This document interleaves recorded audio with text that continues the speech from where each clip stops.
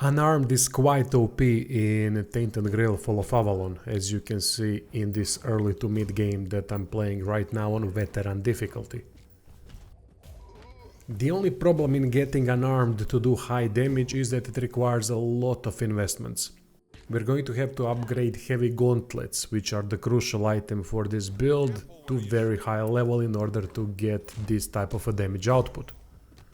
Great thing is that Unarmed can scale throughout the whole game fantastically due to the heavy gauntlets and continuous skill tree upgrades.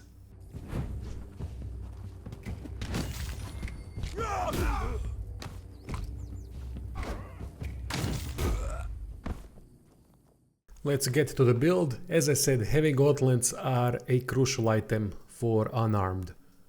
Go to this location and loot it from a chest. There's a high level bounty here, but you can sneak past him to get to the chest.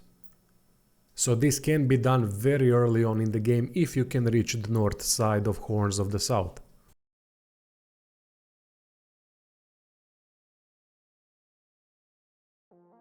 Heavy gauntlets increase unarmed damage per armor point on those same heavy gauntlets. So the higher the upgrade of the heavy gauntlets, meaning the more armor it provides, the more damage unarmed strikes are going to do. I've spent a lot of money to get it to this level, but even if you get it to level 10 or 15, it's still going to do a lot of damage.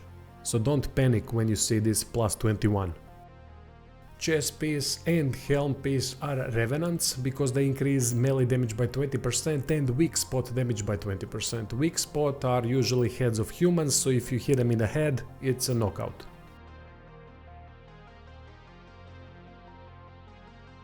Cloak can be whatever you want. I went with warm coat to get additional optimal dash. Accessories should focus on increasing critical hit chance, at least the ones obtained in the early game. You can also go for something like Blood Ring in the second ring slot that bleeds enemies upon hit. For greaves and boots I went with night ones, but those also require heavy investment because we want to be with light encumbrance, and reducing the weight for those two bastards is very expensive. So I wouldn't suggest going for it, but it doesn't matter that much what's equipped in these two slots. Attributes should look something like this: strength and practicality at 6 to be able to wear the heavy gauntlets. Perception is fantastic for this build, and I also went with endurance and dexterity. It's a very balanced attribute distribution because it gives me also options later on to equip new item pieces that have heavy requirements. From the skill tree, Unarmed of course, get these upgrades, get all of them. They are very good and necessary for this type of a build. Also good upgrade tree is parrying, especially the Deadly Riposte that increases critical hit chance by 20% for the next attack upon successful parry.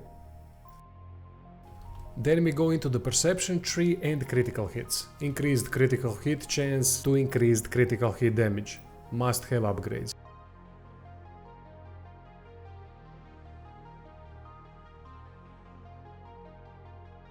There's also a very good upgrade called Deep Wounds that gives chance to apply bleed upon critical hit.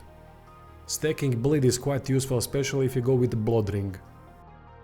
In the practicality tree, statuses have some really good upgrades if you go for bleed. Specifically exploitation of afflictions and potent poisons. Last tree is the armor tree. Born in armor must have all the upgrades to increase the armor rating of heavy gauntlets, and I also upgraded up until the Hedgecock Knight that returns 25% of received melee damage back to the attacker. Anyway, that's really all there is to it. Very simple build to build, very simple build to play. It's incredibly OP if you upgrade heavy gauntlets to high enough level, and it can scale nicely with all the skill tree upgrades too. There's Patreon, subscribe, star merch links in the description if you're interested in that sort of stuff. Thanks for watching, stay tuned for more stuff, and see you soon.